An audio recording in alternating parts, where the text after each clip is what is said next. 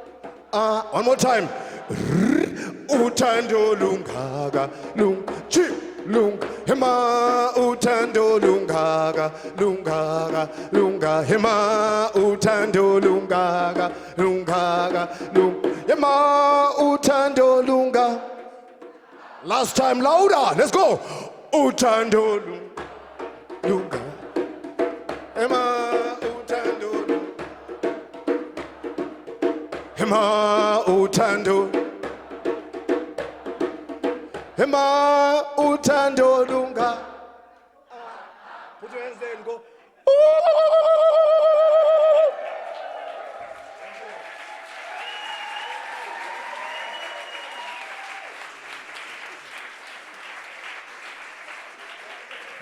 Amazing stuff. Fantastic. All sort of limbered up now, aren't we? Okay, so I'm afraid I'm going to have to take you out of that and bring you back into awards land. So it's now time for our next award, which is the Social Investment Pioneer Award. And this is for groundbreaking or innovative deals or funds. And our judges this year were the team from Good Finance. So with us today, we've got Mel Mills and Olivia McLaughlin. And if you'd please come and join us on stage. And when my colleague Laura has finished doing the stage scenery, she's going to do some interviewing. Okay. So the finalists in this category were Castell, the Ford Family Foundation, Micro Rainbow, Oasis, Prime Advocates, the Royal British Veterans Enterprise, and Skill Mill. Highly commended for this award were Oasis. And golden envelope to, is it Olivia? Olivia, please would you do us the honour of reading the name of this year's winner?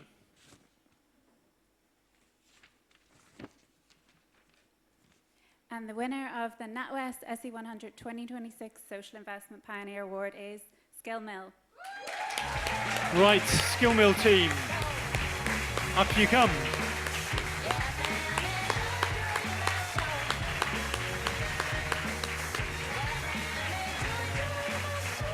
I think we have, yes, we do have several of you, I think. A whole troop. Congratulations. Right, in front of the green line, and then gather into a bundle for the photo. Fantastic.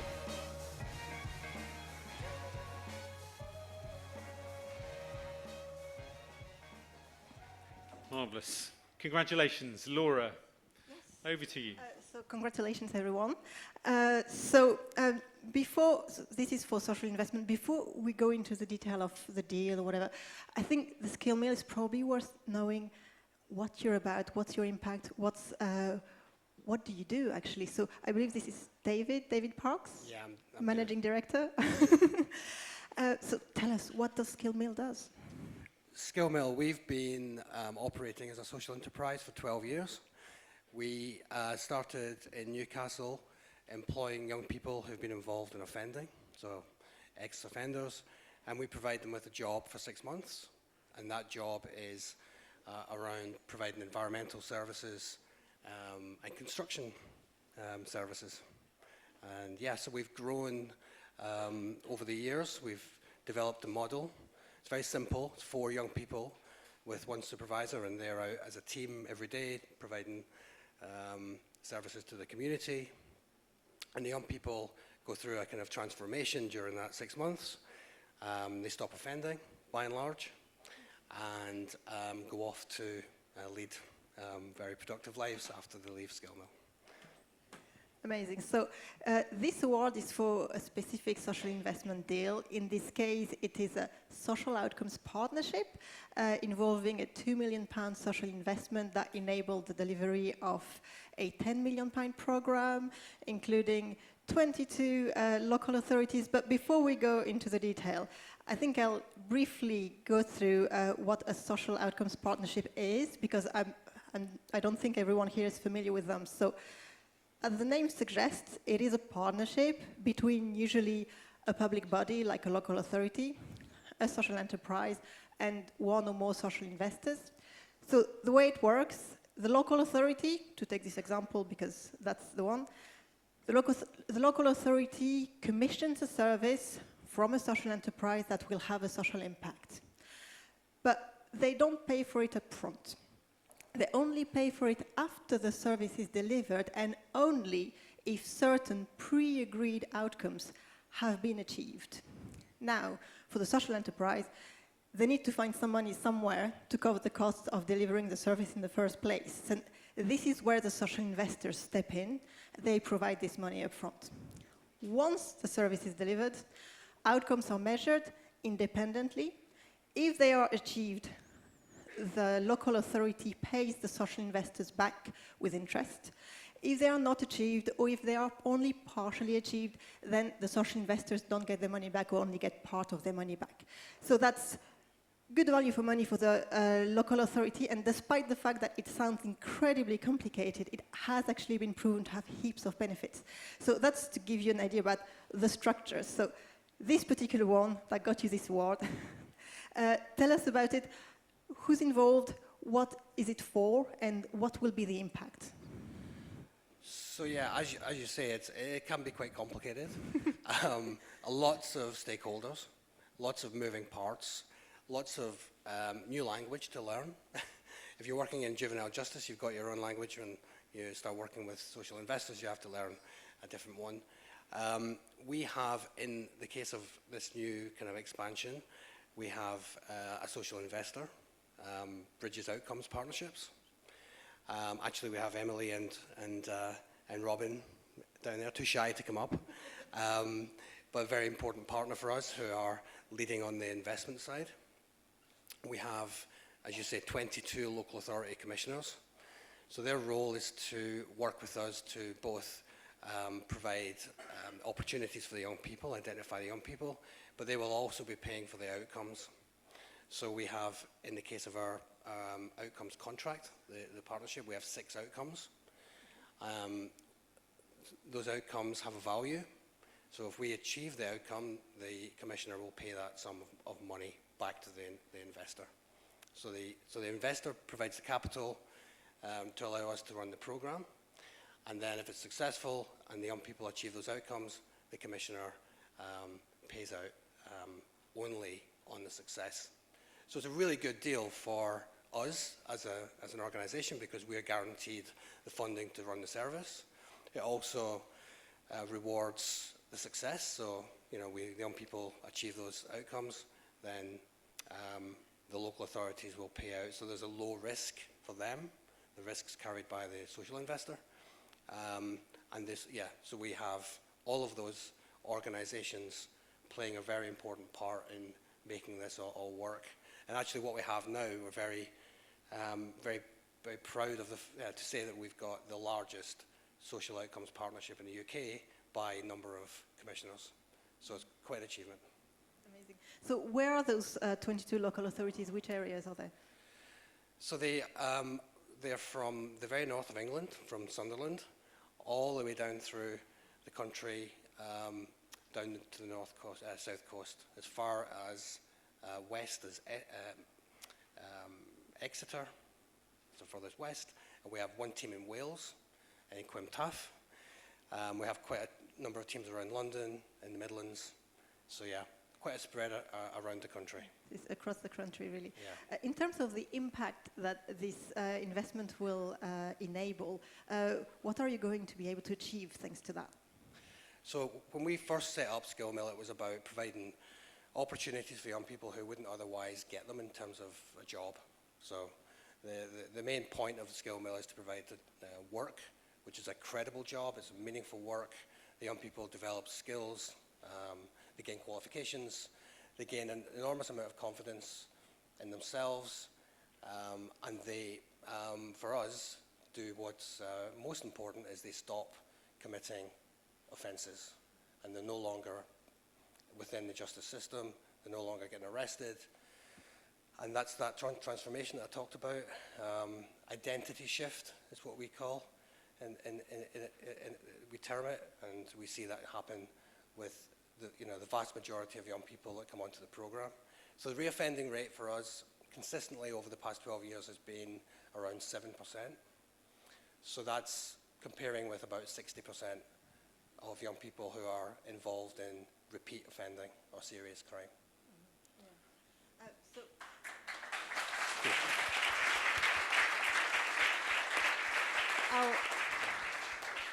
I'll ask Mel now, from your social investor perspective and expertise, why is this particular partnership outstanding? So, I mean, it's always a real privilege to be able to judge any awards, and I think I've said this probably before, so forgive me, but it isn't the investment or the instrument, that is the driver. It's the impact and the scale that it creates. But Tim actually reminded me that when I was part of the judging team, I wrote "wow" at the top of the of the review, just 3 letters, because I think to do this kind of thing, particularly at this scale, I mean, this is an instrument that hasn't been particularly well used. Hopefully that's going to change. If you don't know what the Better Futures Fund is, don't leave without finding out what it is. But that's a £500 million opportunity. But I think I said earlier that you need to have nerves of steel, a heart of gold, an unwavering belief that you can do this. And it isn't just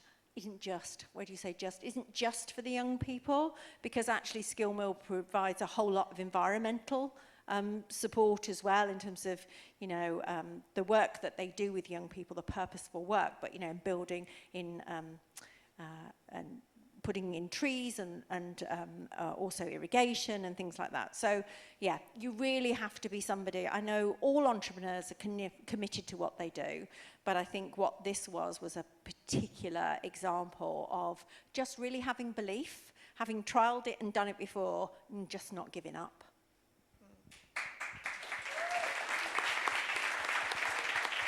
So, one question for David now. 22 local authorities, something never been done before, so many stakeholders, because Bridges Outcomes Partnership was the social investor, but obviously that also involved other providers of capital, for example, Better Society Capital. So many stakeholders. What kind of challenges did you face with Bridges when you tried to put this together? I think it took you 12 months. So, what challenges did you face and how did you pull it off? It took 18 months. So Sorry. We started this in 2024. It's been really quite an epic journey. I mean, working with local governments, tricky these days. I mean, they have their own real challenges to face. Not one local authority is like another. So you have to build those relationships with those commissioning managers, with the service managers, directors of children's services, etc. So that takes time. You have to build trust.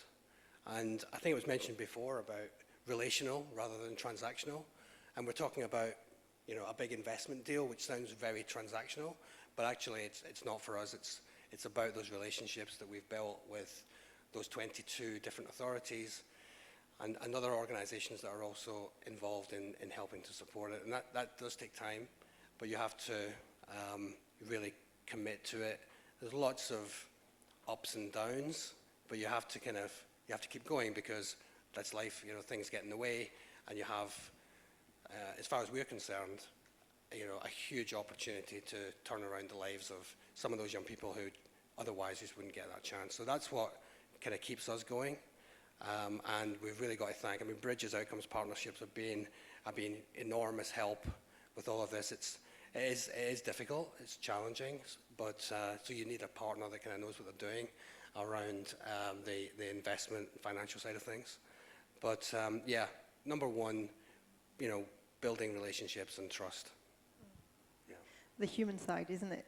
We all only think of the numbers, but so Mel, in which way this is an example of how social investment can be transformational by being sort of different from any other kind of investment, basically. So, I mean, what investment does, and what I think it has been able to do here, is take a program that Skillmill knows work and allow them to do that over and over and over again. So it has been able to give them the scale to be able to say, look, this works, and be able to replicate that. And that's where we always hope that social investment can play a part. Now, you know, social investment ranges from really small amounts of money, which can still mean a big difference to an organisation, to really big, complex deals here. I was thinking about the last act, and you're thinking about what you were saying, Davey. We do tend to speak a bit of a different language, a lot of jargon, not Zulu, but can be about the same often. I would say don't let that put you off. Don't let the fact that it's a financial transaction be intimidating, because I think that partnership piece is really there, that, you know, it isn't a simple transaction. It is that the investors want to help you create that impact, and they will, you know, go the extra mile. That doesn't still mean you have to pay it back with interest, sorry. It is that kind of deal. But it isn't just this pure transaction, you know, the computer says yes or no. Yeah, excellent. So, David, one more for you.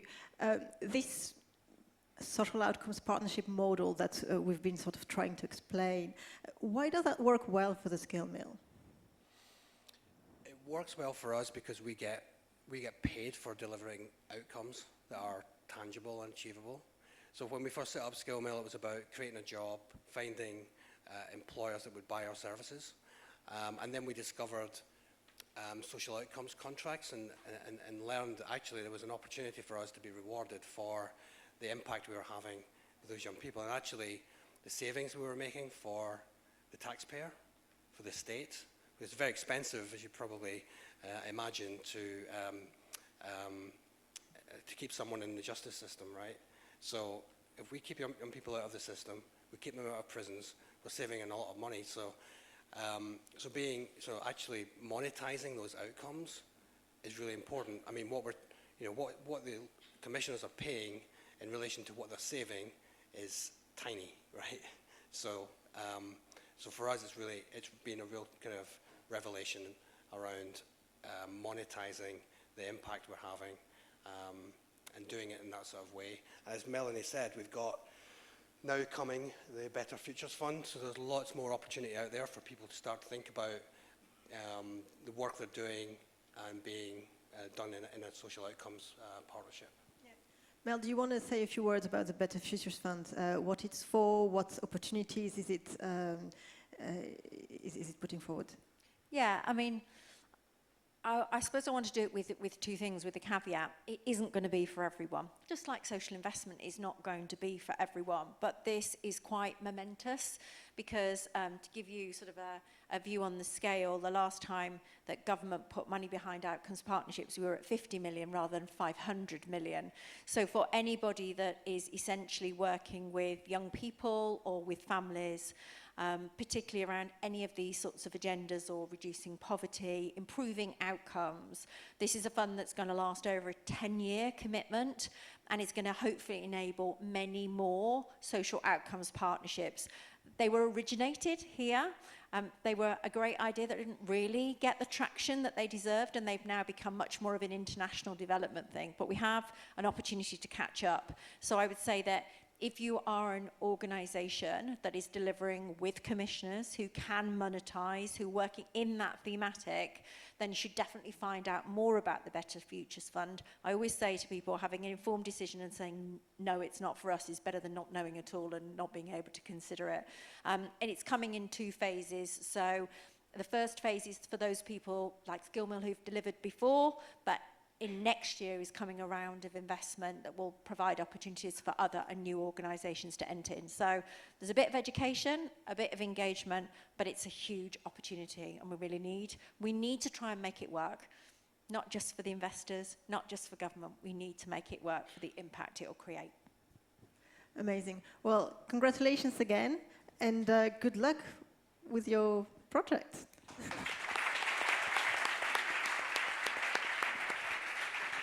Thanks very much indeed. Just a quick note also to thank David very much for picking up the phone to me yesterday when I was ringing to check he was coming, and he thought I was ringing to talk to him about mis-selling car finance. So, but he did pick up the phone and we had a nice conversation, so thank you. Okay, we're now heading into the last two award segments when we're going to present, we're going to do something actually never attempted before in the history of SE100, which is we're going to try and present 5 different awards in 2 separate groups. I know, amazing, isn't it? First, we're going to recognise the most pioneering organisations in the UK impact space over the past year with our Pioneering Newcomer, which recognises organisations in start-up phase or their first 5 years of operation. And alongside that, we're going to look at the Social Business Pioneer Award, which is for organisations further down the line, more mature organisations with 5 or more years of trading. Our judges for both these categories were the team from Buzzercott, once again. So pleased with, and we got a whole host of people in from Buzzercott, and pleased with the relevant Buzzercott judges join me on stage now, along with my Pioneers Post colleague, Julie Pybus. That's worth noting that not only did the judges look at the nomination forms for these 2 awards, but they took a thorough look at the accounts, they're accountants after all, and they carried out telephone interviews with all the leaders from the shortlisted organisations. So thanks very much indeed to all the hard work that the Buzzercott team have done. And for also, you know, you've been involved at so many levels, different people in the team, and it's great to see new faces each year, so thank you. The finalists in the Pioneering Newcomer category were Amplify Goods, Cream Dream, Rise Community Jiu-Jitsu, and Travel Hands.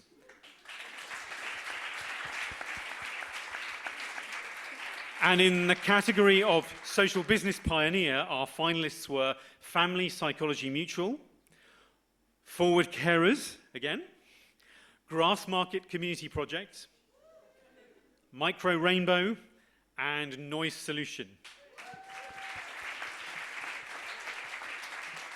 Highly commended Pioneering Newcomer was Amplify Goods. And highly commended Social Business Pioneer, Micro Rainbow. Okay, so Buzzercott team, we've got 2 gold envelopes. So one of you put your hand up. Who's going to do the Pioneering Newcomer? Right, so we've got the Pioneering Newcomer. If you would like to read out the contents of that envelope. The NatWest SE100 Pioneering Newcomer for 2026 is Rise Community Jiu-Jitsu. Okay, come on up.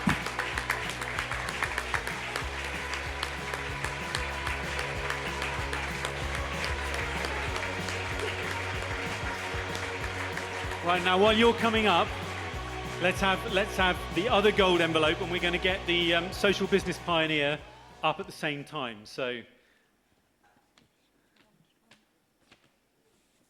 let's see who that is. The NatWest SE100 2026 Social Business Pioneer Award goes to Forward Carers. Okay, so Forward Carers up to the stage 2, please.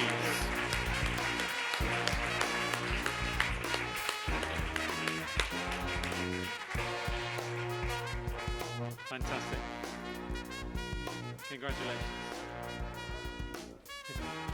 Right, I'm going to hand over to my colleague, Julie. I'm going to hand over to you now. Oh, you're handing over to me? I'm handing over. I was just being told to tell everyone to come forward on the green line a yes, little green bit. line. I've not done my duty, sorry. And we need to ask the Buzzercott people to say who they are as well. I'm sure you'll do that. And do we do the photo now or afterwards? Yeah, photo now. Oh, let's do the photo. Yeah, do the photo.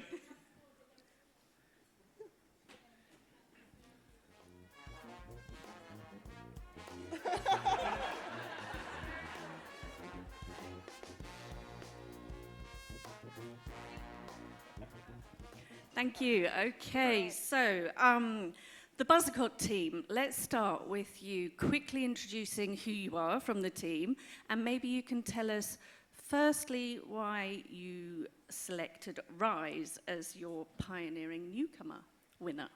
Yeah, so I'm Becky from the Buzzercott team. So me and Jamie spoke to Tom from Rise Jiu-Jitsu. Yeah, we were just really taken aback by like the focus that he had on the impact on community. That was kind of, I don't know, really came across as like the heart of everything that you spoke about. And yeah, just some really great ideas that I'm sure you'll cover. But yeah, just some really good like pioneering ideas. And yeah, a really great like solid foundation for a future enterprise. Okay, and let's switch to forward carers. Why were they selected by the Buzzercott team? Who's going to talk about them? So I'm Emily, who's Hi, the Emily. only one wasn't named, but Jamie and I actually Jamie spoke to both. She did really well. We spoke to forward carers on the phone, and we were like, the passion with which they came across about their social enterprise and everything that they did was amazing. It came across in both their application and when talking to them, and they've just grown so much in the last year to year and a half, and it was amazing to see. And they've had great plans for the future that they almost didn't tell us, which was amazing. Great, okay then, thank you. I'm going to start by asking Rise a few questions. So, would you like to step forward a bit so that light's not in your eye? If you all step forward with him, he won't feel quite so alone. So, tell us who you are and why you started your social enterprise. Yeah, sure. So, hello everyone, and yeah, thanks so much for this award. It means a lot to me. Yeah, amazing. So I set up Rise Community Jiu-Jitsu a couple of years ago. We do a martial art called Brazilian Jiu-Jitsu. Give me a little show of hands if you've heard of it. Okay, nice. I'll take that. Yeah, it's usually like 20% of the audience, I'd say. And so Brazilian Jiu-Jitsu is a grappling martial art. It's a little bit like judo or wrestling. It's the fastest growing martial art in the UK and in the world. I've been doing it for 12 years, and I've seen the massive benefits for my own mental health, my own physical health. And I've also worked with loads of young people over the last 12 years through youth and community work. And I have a lot of young people ask me, you know, oh, where can I do jiu-jitsu? I'm interested, but it's expensive, or it's intimidating, or I don't know where to start. So a couple of years ago, I kind of joined these two strands of my life together and started Rise, trying to make Brazilian jiu-jitsu more available to more young people who I can think can benefit. I think young people have a tough time of it at the moment. I think life's more complicated than ever. Physical activity levels are stagnating. It's like 50% of young people who've experienced some kind of mental health issue. And I don't think that martial arts is the full extent of the solution, but I think it can be part of it. I think it can help young people find a positive focus, find confidence, find a sense of community. And so we work with youth groups or schools or community centres so that more young people can help find that. And we provide positive role models to them. People who show that you can be tough but caring, you can be strong but you can be kind. Things that I think are really important this day and age. There's a lot of bad role models out there as well, unfortunately. So yeah, we work primarily at the moment across Bristol and London. We're always open into doing more in more areas and working with different groups in different ways and bringing those benefits that I'm so passionate about. And I'm really happy you recognise that as well. That's great to hear. So yeah, thanks again. Really happy to be here. Thank you. Okay, so there's a little picture behind of some children in the class, and am I right in thinking this is something you're not doing as an aggressive contact sport? I've read that you're bringing fun and enjoyment to the events. What's the mood? Yeah, well, it's all like we do it in a fun, constructive, positive environment. You know, we recognise that martial arts can be intimidating. A lot of people might have an experience of walking into a martial arts gym or a sports club, to be honest, and feeling this place isn't for me, it's a bit cliquey, it's intimidating. We try and strip that back and bring the benefits of martial arts or jiu-jitsu to young people. We find it particularly appeals to a lot of young people who might be autistic or have ADHD. There's growing evidence for that. There's another organisation called Reorg who do jiu-jitsu with veterans, helping them overcome PTSD. So we really feel it has some unique benefits. But a big part of that, I think, is stripping away some of the macho attitude you might see of it, the more intimidating aspects of it, and making it fun, making it playful, doing it in the right spaces with the right people. Yeah, okay, and everyone in this room will probably know or have talked to someone who's been a founder, and that's a hard journey, isn't it? And you're delivering classes, raising money. Tell us a bit about how you've been diversifying your business model. Yeah, so I've been keen from the beginning that we have quite a few different income streams. So we had some startup grants, which I'm really grateful for. We have some parents and families who might pay for our classes. Many of them don't. and some also pay a little bit more so that other young people can train who might not otherwise be able to. We sell t-shirts, if you want to buy one. We now sell rash guards and other jiu-jitsu apparel. We have some corporate partnerships. Shout out to James up there, who's one of our big partners, has been a big supporter since the beginning, which is amazing. We have a supporters club where people can chip in and they get benefits. We've also started doing some corporate self-defense classes, if you're interested in that as well. And alongside that as well, we offer employability opportunities to young people, bite-sized paid work experience. I know that doesn't really bring in money necessarily, but it's another string to our bow. So I'm really keen to keep broadening that out, keep growing those things in different ways so that we are ultimately sustainable and we can keep doing what we want to do in the most sustainable way possible. Okay, and Team Buzzacott, tell us about that diversification. How important is it at an early stage for a social enterprise to have this attitude? Yeah, so I think one of the aspects, it's my first year kind of being involved in the judging process, but being an accountant, most of this process is keeping your eye off the financials. So I was almost quite lucky when I was doing the newcomer bit and I could focus on the financials. So yeah, I think it's really important. I think exactly as Tom said, the idea of diversification, not putting all your eggs in one basket per se. So it means, if there are any struggles with any certain income streams, you're not completely reliant on it, kind of go on to the others. Outside that, sorry, just one point I just want to quickly caveat that probably everyone's aware of is that we met a lot of fantastic people throughout this whole process. And the main thing that struck me of Tom is just the enthusiasm. I'm sure he probably heard when he shouted from the rooftops the moment he heard That was his my friend, name. actually. Oh, fine, then I take that back. Yeah. Great, okay.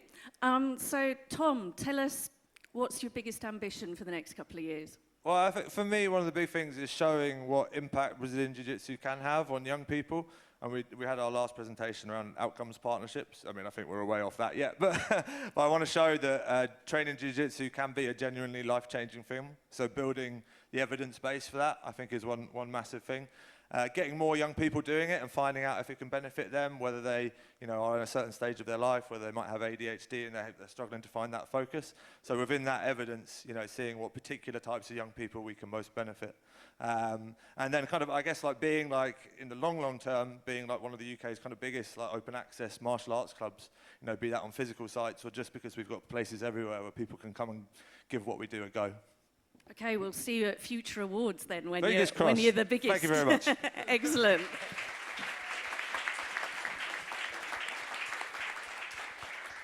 Okay, let's turn to the wonderful people at Forward Carers. Would you tell us your names and just quickly summarise what Forward Carers does? So I'm Chantal Marler, I'm the Programme Director at Forward Carers, and Simon Fenton, the CEO at Forward Carers. We deliver services that support unpaid family carers, so that's caregivers within the community that are supporting a loved one with additional care needs who can't manage on their own. Okay, and Chantal, you're a carer yourself, yeah? I am, yes. And so how do you, what do you bring to your work with your lived experience? How does it influence how you work? That's a really interesting question because it's also quite a challenge. I care for my mum, my husband and my daughter, so a multiple carer. What it enables me to do is to have the insight into the practical realities of somebody who is providing care for a loved one, a close family member, who necessarily wouldn't disclose themselves as a carer. I'm a mum, I'm a daughter, and I'm a wife, and that's my primary role. And that's the case for a lot of individuals across the community. I also had the challenge of working full-time, and trying to balance all that can also be a challenge. So being able to take that personal perspective into the services that we deliver is really important. And it means that I can have really honest and transparent conversations with our service users and our carers, as well as our commissioners and delivery partners that we work with. Okay, thank you. And I think everyone in this room knows, we hear, don't we, that unpaid carers have a hard time, but you're showing us that in real life, aren't you? And how can we understand that those challenges that the unpaid carers face, and what is Forward Carers trying to change? What mindset are you trying to change? Okay, thank you. It's just amazing to be with the top 100 social enterprises. Thank you for that. We started 10 years ago. We had a vision, and it was very much about the family carer, and it was focusing on them and their well-being, not really their caring situation, and what would be a good day for a family carer. So that meant when we worked with carers and we co-designed services, it was quite random stuff in the beginning. It was stuff like yoga, mindfulness, and it was everything that wasn't caring. And that's when the penny dropped with us. It was about focusing on the carer and their time away from caring. And that's how we developed our models, our services, our different partnerships. We'll have to do jiu-jitsu as part of our offer now here in the Impact. So we did everything that wasn't the information, advice, the assessment, the statutory stuff. We focused on everything, but it meant we could measure our impact and the difference we were making with carers. And, you know, we invested in the data and we invested in the stories, and that's what gave us the impetus to carry on building, supporting new areas of work, more carers, and developing new ways of working and new partnerships. So, yes, thank you for the award. Thank you. And you're still growing quite rapidly, aren't you, as an organisation? Yes, and the accountants here did pick up that we had a little bit of money in the bank, and we had to explain that we had a plan for the money. So we've just done our first social finance. So we put some money towards social financing, and we've done our first acquisition, and this is new for us. We're a community interest company. We didn't think it was a thing in our sector. We thought this was very much private sector, but we've purchased and acquired a business that had a social purpose, and that's just given us crazy more leverage. It means we're supporting 70,000 families with a disabled child around discounts for family days out. So, yeah, that's what we're putting the money to. And, yeah, and we just want to grow, and we just, our currency is impact. It's not about the money. And if we can keep growing, we can keep delivering impact. That's what we're about. Okay, and Team Buzzacott, an organisation, an enterprise at this stage of its life cycle. They've got ideas, they've got lots of stuff going on. What's exciting about Forward Carers and where they are at now? Yeah, so I think if I initially start, sort of the great thing that we saw is just the ability to shed light on a subject that you don't see as much sort of awareness about. I think there's a lot of awareness around carers, but especially those unpaid people that can be, you know, friends, family members, things you don't realise. As far as sort of long-term goes, I think I'll hand over to Emily for that one. No, not long term. I think it was so crucial to us that we saw they had quite good, they had good handle on their money, and it's really important from an accountant's point of view to have that and knowledge and awareness. And although it looked like on the face of it they had a reasonable level of reserves, they had plans for that reserves, they were holding them for a reason. And it was just, even though their turnover was growing, they were managing the costs with that, and it was so exciting just financially that they were just trying to stay stable, and that's so important for growing, is you've got to make sure that you grow in accordance with your time and do it naturally rather than just grow and then have nowhere to go. Okay, so Chantal, one more thing from you. How would you like things to be in a few years' time for unpaid carers? I would like to see better recognition of people that are providing care for their family members, their friends, their neighbours.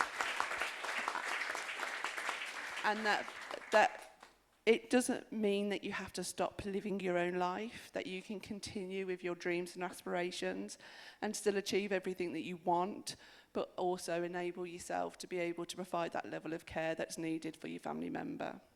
Super. Congratulations to you all. Thank you. Thanks very much. Well done.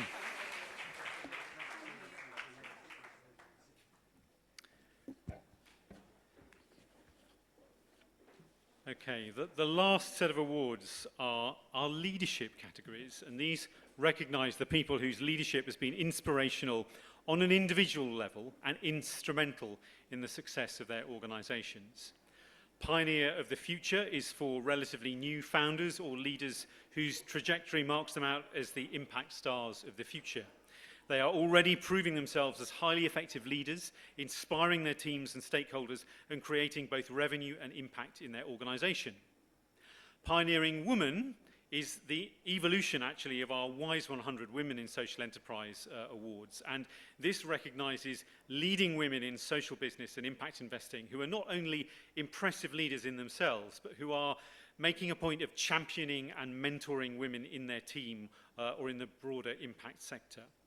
And finally, the Pioneering Leader Award is for more experienced social enterprise bosses demonstrating excellence, effectiveness, and inspiration in taking their organisation and its team on a mission-driven journey to success.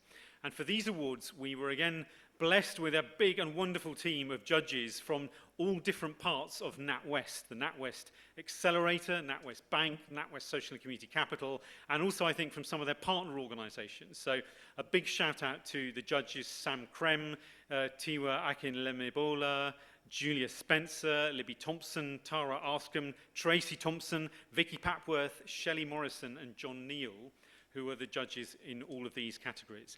We're going to announce the 3 awards one by one, and then we'll interview everyone together on stage. So for Pioneer of the Future, please welcome Darren Pirrie, who is Head of NatWest Accelerator and Strategic Partnerships. Darren.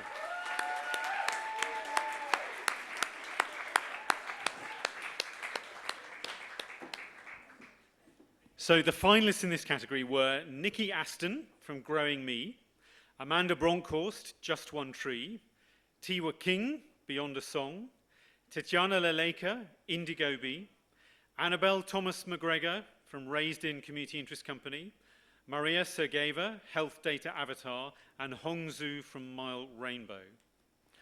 Highly commended in this category were Amanda Bronkhorst and Tiwa King.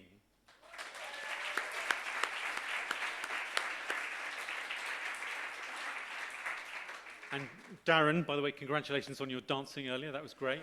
Thank you very much. Yeah. Please, would you reveal the name of our winner?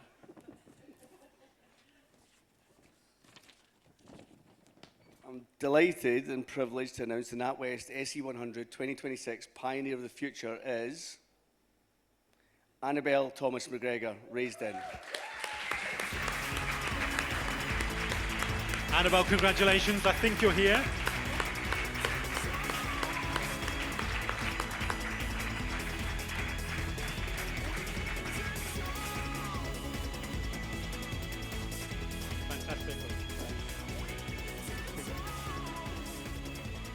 Okay, so if you just hang on there, get a little photo together.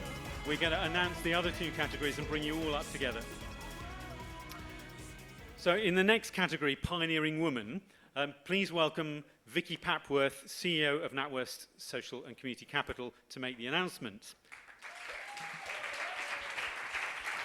And the finalists in this category were Elaine Brown from Edinburgh Remakery, Lucy Byrne from Dot Art Services, Keely Dalphin from The Rock, Lisa Farmer, Royal British Veterans Enterprise, Chantel Marler from Forward Carers, Susan McGee, Flexible Childcare Services Scotland, Bilkis Mia from UBU, and then Rashita Sariogi and Rebecca Thompson from Sisterhood. And well deserving of a highly commended in this category was Chantel Marler of Forward Carers. And Vicky, over to you to announce the name of the winner. Well, I'm delighted to announce that the NatWest SE100 Award for Pioneering Woman is Keely Dalphin of The Brick. Keely, please come to the stage.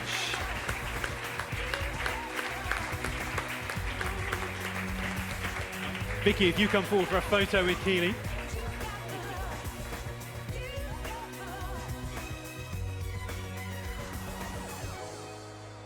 Okay. And finally, Andrew Harrison is back with us to announce the Pioneering Leader category. And the finalists here were Karen Barmer from Groundwork North Wales, Julie Bass from Turning Point, Simon Glenister from Noise Solution, Tom Jefford from Family Psychology Mutual, Mark Swift from Wellbeing Enterprises, Helen van der Ploeg from Grassmarket Community Project, and Georgina Wilson from Bud Leaders. Andrew, please let us know who has won this category. Right, well, this is really exciting because we have two winners. Okay. So they're really delighted to say that the NatWest SE100 2026 Pioneering Leaders are Simon Glenister of Noise Solution and Georgina Wilson of Bud Leaders. Simon and Georgina.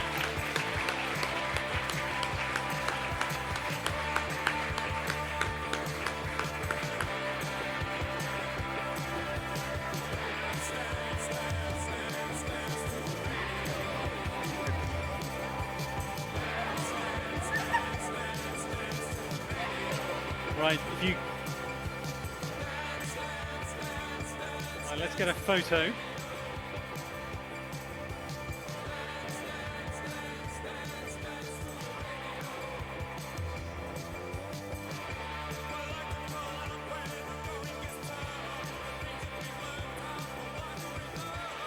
Fantastic. Now, can you all come forward to be on the green line? Everyone, okay.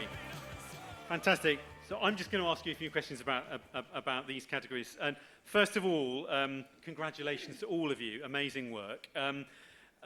Let's go through the judges' decisions. And Darren first, please just share with us why the judges selected Annabelle as our pioneer of the future. What stood out about Annabelle? Well, firstly, we should remark upon Simon not getting the pink blazer memo. I think that's important. Simon, sorry about that. We'll make sure next year that happens. Representing the judges today and speaking to them beforehand, I think it was very clear that Annabelle has done an amazing job. Firstly, going in as CEO and turning her loss-making enterprise into a sustainable and profitable business ongoing it has to be applauded. That is not an easy job to do, so really well done on that front. I think the other aspects of leadership that were commended were the balance of commerciality versus values and trying to maintain that tricky balance as you run the business is it's not easy as well. Equally, and this is the point I think that everyone coalesced around, was this ability to lead your team really well, like a human-centered approach to leading your team, understanding the emotional connection you have to have with your team and making sure they understand the goals that you're trying to achieve. Yeah, everyone was just super impressed with it. And lastly, Annabelle, I think first-time CEO and having the impact you've had, I mean, rising star right enough is all I can say. So really well done.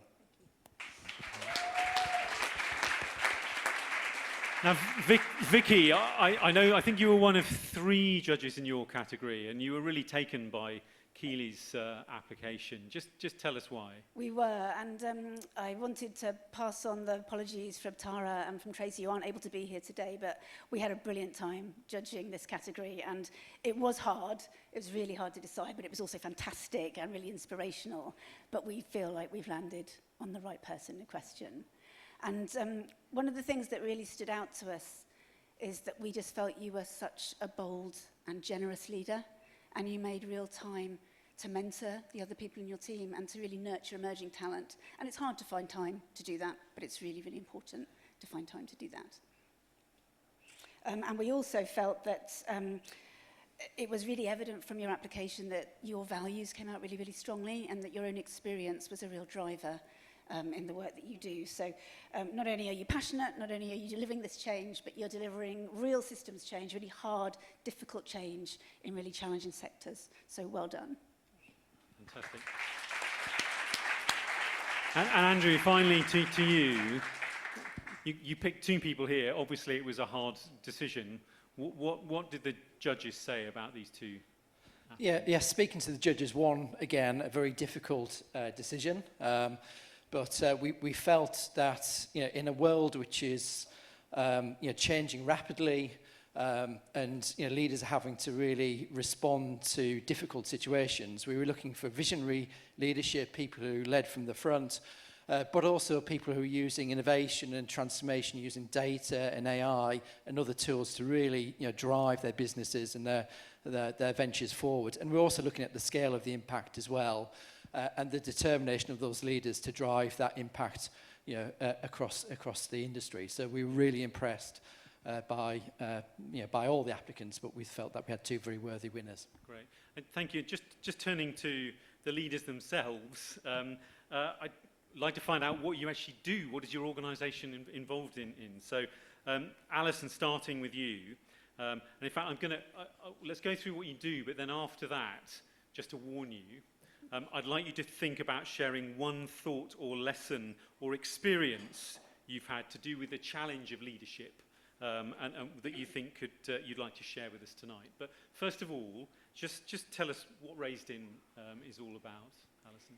Okay, so Raised In is a social enterprise running nurseries, so early years education and care in support of community organisations. So we operate in partnership with local community organisations and assets, and to date we've saved 3 from permanent closure through taking a very long lease. We've got one till 2047, so we're in it for the long haul, which is terrifying to think about. But we provide sustainable rent and profit share through what we do, as well as a service. And as somebody else mentioned earlier, having a real focus on local, ethical and sustainable procurement. So we partner with local businesses for our food, for example, and for all of our services. So we really make sure that we contribute to that local circular economy while delivering childcare, which is in short supply, especially in the communities that we serve. Great. And let's hear about The Brick now. Keely, tell us about The Brick. So The Brick is an anti-poverty and homeless charity. We were established in 2013. I actually started there, 8 years ago now as a volunteer. My background actually is in finance, but my passion is, I've got a lot of lived experience myself. Come from a single parent family, went through a period of very vulnerable housing situation when I was about 15. And I look back at that young girl of 15, and I don't want that for the children and the young children of today, the young girls of today. So that's what drives me. I've got a background in finance. I'm actually a chartered accountant. But yeah, volunteered and got completely passionate about what we do, what The Brick does. Became CEO 3 years ago. We supported over 17,000 people last year, and we don't just now operate across Wigan, Greater Manchester, across the whole of the North West, and we're person-centred. We look at people for who they are, not where they've come from or not what barriers they've got in their lives, and I think, this award means a lot to me because there's a lot of women in this sector, the VCFSC sector. It's driven by women, really, and we're a powerhouse, and I think we need to be valued. And so I really try and mentor the women that work for me, not just women, but men as well, to say, we're not for profit, but we're not for loss either, and that is really important. We've got to be sustainable for the future, and we need talent, and we need people with values, and that's what I'm driving across our organisation. So I'm extremely grateful to be here. Fantastic. Thank you. Okay. Now I'm actually going to come to Simon next. I'm not Georgina. I'm not being rude, but I'm not going to ask you to tell us about yourself, because you're actually our keynote speaker after this, and we booked you as our keynote speaker before the judges actually judged you in this award. So I'm going to leave you to tell us your story afterwards, and I'm going to move to Simon now to tell us about Noise Solution. For a very brief moment there, I thought you were asking me to be the next keynote speaker, and I didn't know about it. So that's a relief. That's next year. Okay. So Noise Solution is a social enterprise that uses music technology as an activity around which to build a relationship with young people. All of the things and all of the stories and all the organisations we've heard about from tonight, at the core of everything they're doing is relationships. We know it's the most impactful thing. We deliver, or have delivered over the last few years, about 30,000 odd hours of one-to-one mentoring with young people referred from mental health systems, education systems, social service systems. That work has resulted in re-engagement with education, avoidance of mental health admission, to a saving that's independently estimated to be £11.7 million this year. We have spent a lot of time looking at data. I'm glad that data was mentioned. Specifically, we've built a digital technology that allows every young person we work with to capture and narrate their own experience and share it with their family and their key workers and their trusted adults. And we've developed an AI system that allows us to analyze what young people are reflecting on a weekly basis about their experience and use evidence understandings of well-being to track changes in feelings. What we've also done, I've heard the intake of gasp at AI in the room. You should all be concerned about environment, and you should all be concerned about data security, and you should all be concerned about bias. We believe we've solved all three of those issues. We have a small language model that's analyzing our data, where none of the data goes to OpenAI, where it's 70 to 400% more energy efficient, runs on sustainable energy, the data centers that we use, and we've mitigated bias.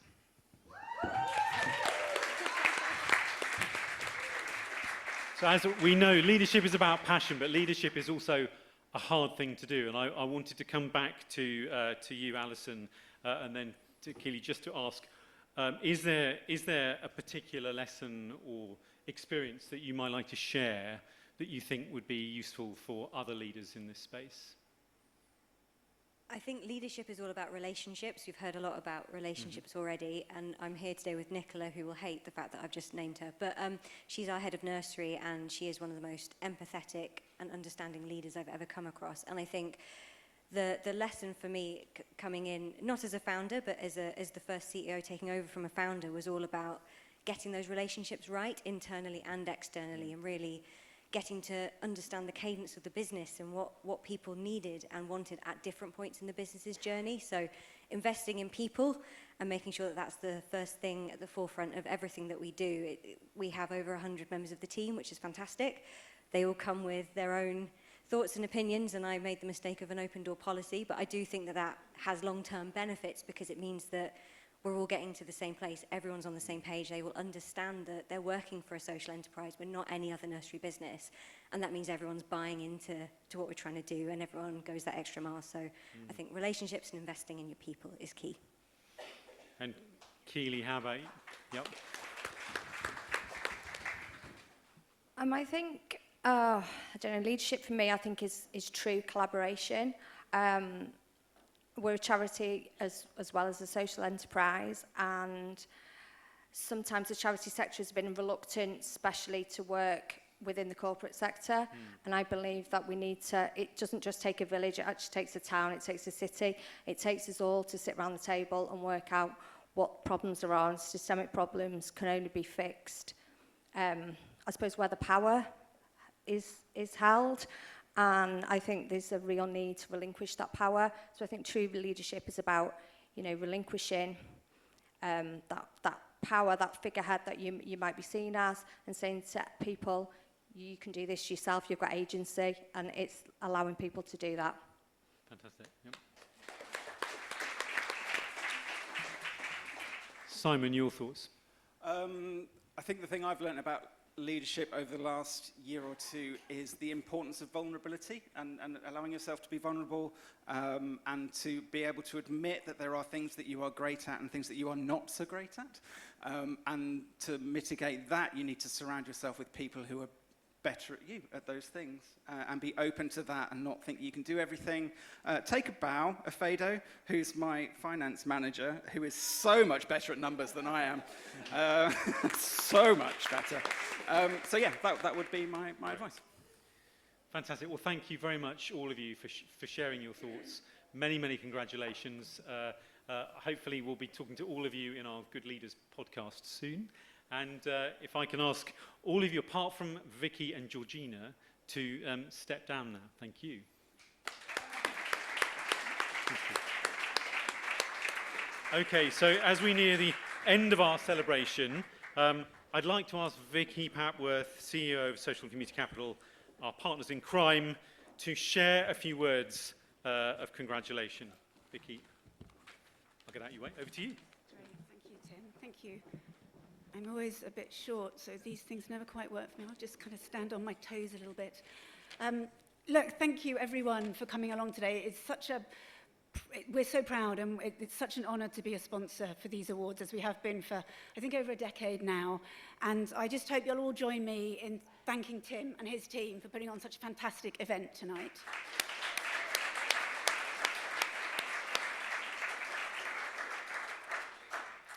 And I just wanted to, on my toes, make a few reflections on some of the thoughts that we've heard tonight. We've heard stories about partnerships and how important they are, how none of this happens overnight, how connectors and pollinators are absolutely key to both making the enterprises that you run work, but also making the wider system work. Creativity, storytelling for impact, the need, this is the note for me, I need to know more about solutions journalism, definitely. Tim, tell me more about that afterwards. And how to encourage public services to reckon human nuance and human nature. So lots of thoughts for us to take away from today. And if we take nothing else away from tonight, I would say that we hear the criticism that we're niche, that social enterprise is niche. We are not niche. We are spanning healthcare and housing and food and water and tech and energy and finance. There's 100,000 social enterprises in the UK, adding 60 billion to the UK economy and employing 2 million people. So we are not niche, we are everywhere, and we are mighty.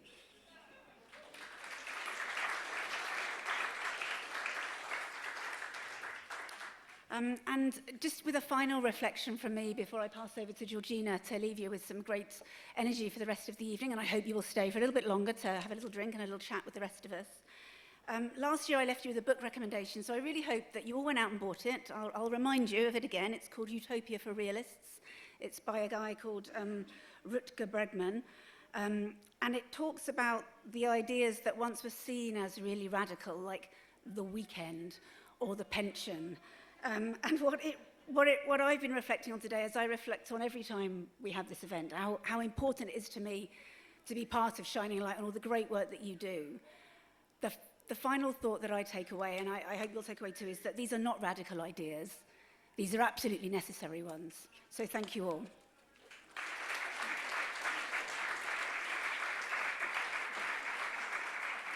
Thanks, Vicky. So our final speaker of the night is Georgina Wilson. You've already heard a little bit about what makes leaders so special. Georgina's going to come and tell us about Bud Leaders. There's much more to hear, and I'm really pleased to invite Georgina to come onto the stage now.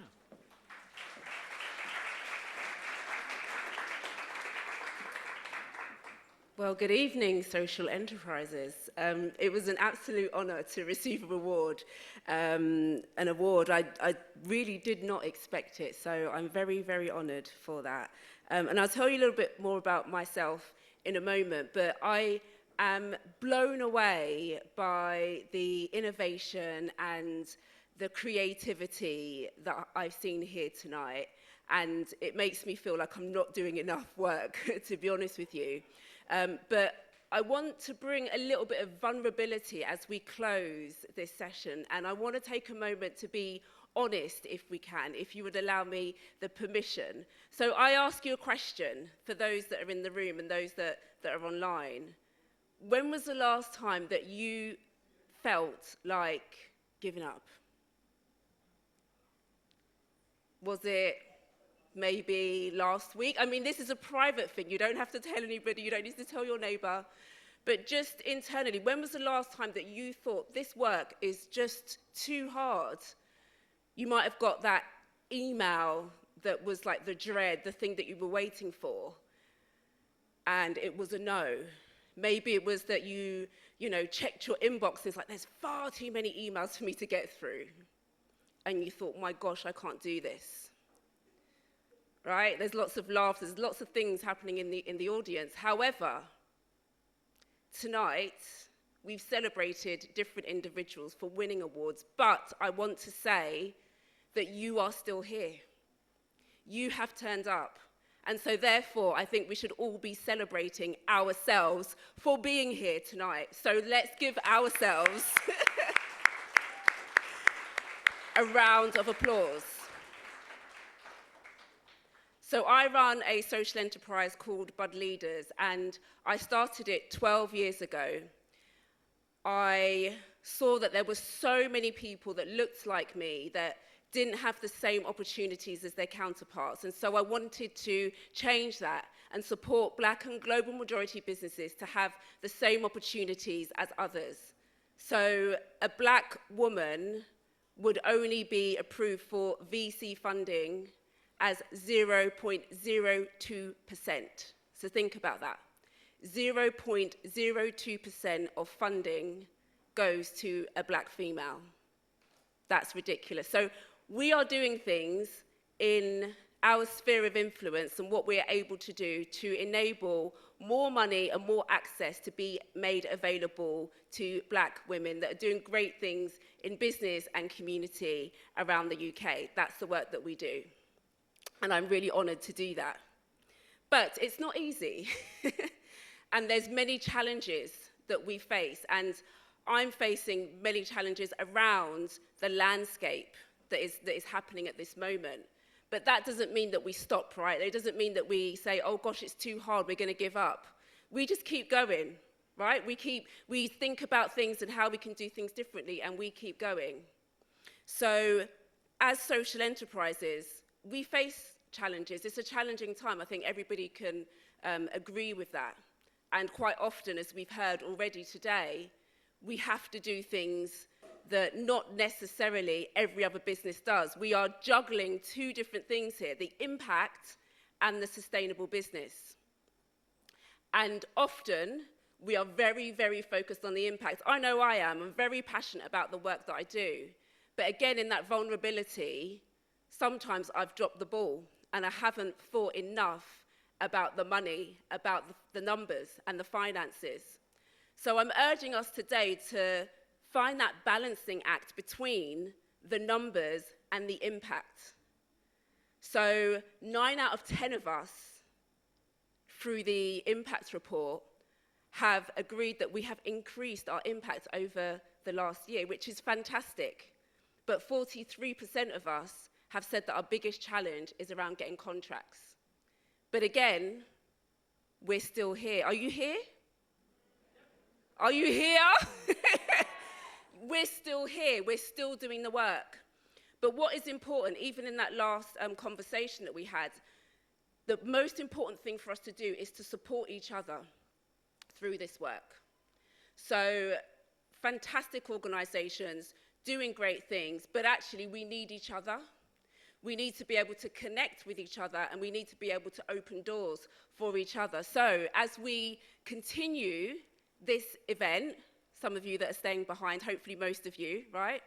And as we go about the rest of our week, I'm going to ask us to do something that we all need. I know that I need. I'm like, these organisations are fantastic. I've got so much more to learn. I'm just getting started, right? But what I want us to do is to think about the doors that we need to open for other people. And so there's something really important about seeing others, not just ourselves. But if we can see somebody and kind of scan the room and look around and say, do you know what, I see what you need. And we invite them and we say, listen, come, because I've got a key. I've got an understanding about how to win that contract. I've got a contact that can really help open that door for you. And actually, here's the key, and I'm going to invite you in and let you through this door. So that's what I leave you with tonight. How many doors are we going to open for each other? Enjoy the rest of the event.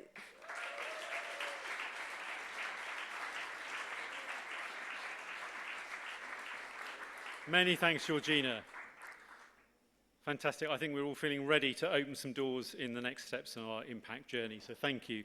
Before we head into drinks and more networking, I'd like to thank all of you who entered into this year's SE100 Awards, and congratulations once again to our winners, finalists, all of those who made it into the top 100 and Pioneers 100 lists, so thank you.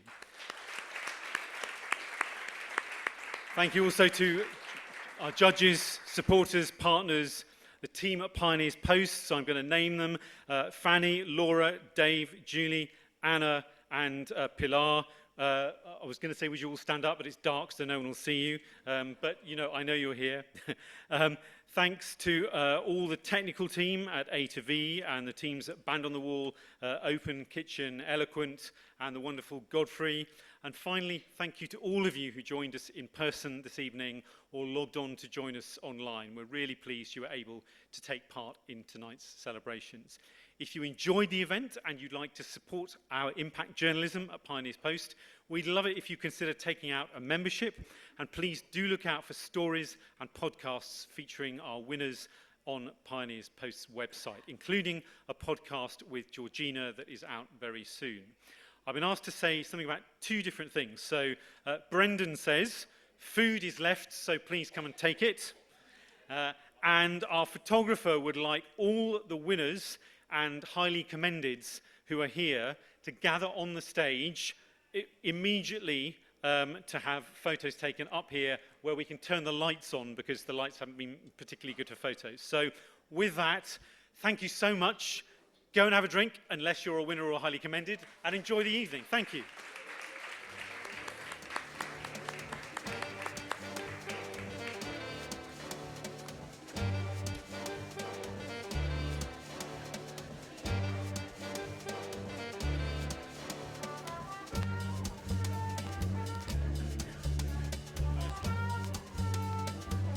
Is this still? Oh, yeah. Can we also have Jonathan and the winners of our first awards, please? The Public Sector Pioneer Award. Yeah. So, Turning Point, Jonathan Bland, and Eddie, and the others from... Yeah.